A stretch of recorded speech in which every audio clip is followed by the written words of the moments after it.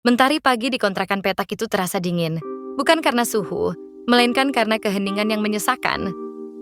Fajar duduk di lantai, punggungnya bersandar pada karung beras yang sudah setengah kosong ibunya.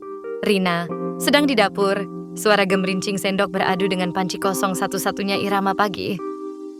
Setahun yang lalu, ayah Fajar, Heru, pergi.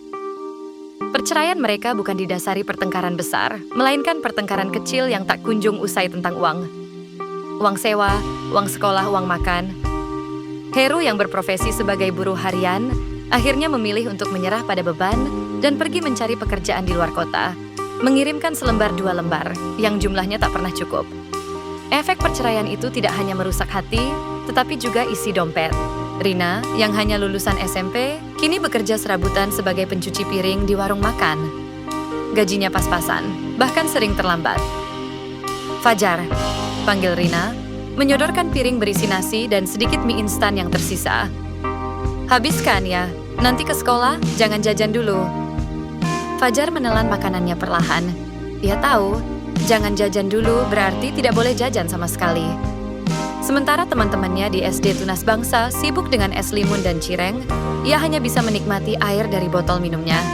Di sekolah, Fajar mulai menarik diri. Ia selalu menolak ajakan bermain di rumah teman atau acara sekolah yang berbayar. Bukan karena tidak mau, tetapi karena ia selalu merasa malu dengan kondisi rumahnya yang kecil dan lusuh, serta seragamnya yang mulai kusam. Suatu sore, Rina pulang dengan wajah letih. Ia merogoh sakunya, lalu meletakkan selembar uang Rp5.000 di atas meja. "Ini buat kamu," kata Rina. Senyumnya dipaksakan. "Beli 1 jajan yang paling kamu suka besok. Jangan dihabiskan semua, sisanya buat bekal cadangan." Fajar menatap uang kertas itu. Itu adalah uang jajan pertamanya minggu ini. Ia bisa membeli bakso tusuk yang ia idam-idamkan, atau mungkin es krim yang dingin. Namun, matanya beralih pada botol obat batuk Rina yang hampir kosong di samping meja.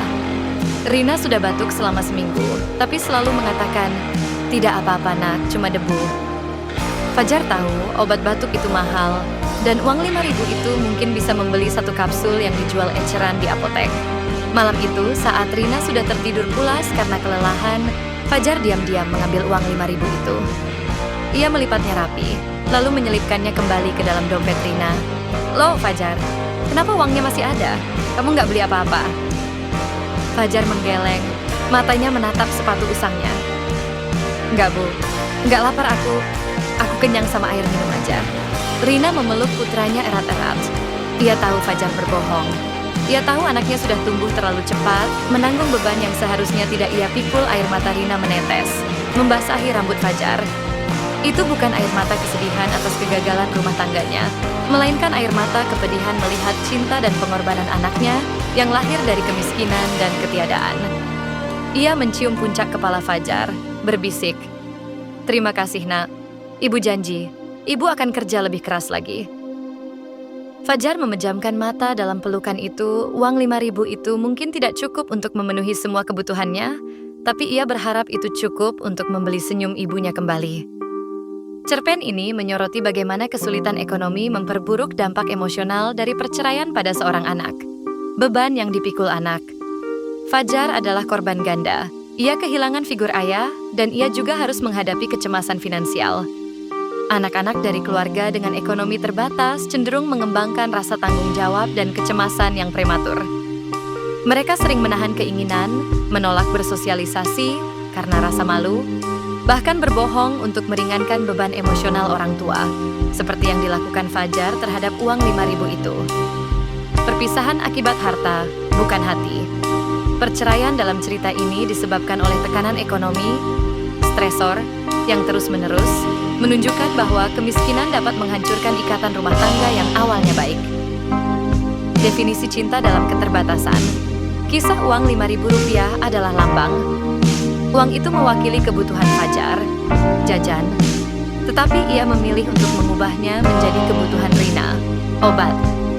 Ini menunjukkan bahwa dalam kemiskinan, cinta anak menjelma menjadi pengorbanan tanpa syarat, di mana kebutuhan orang lain ditempatkan di atas kebutuhan diri sendiri.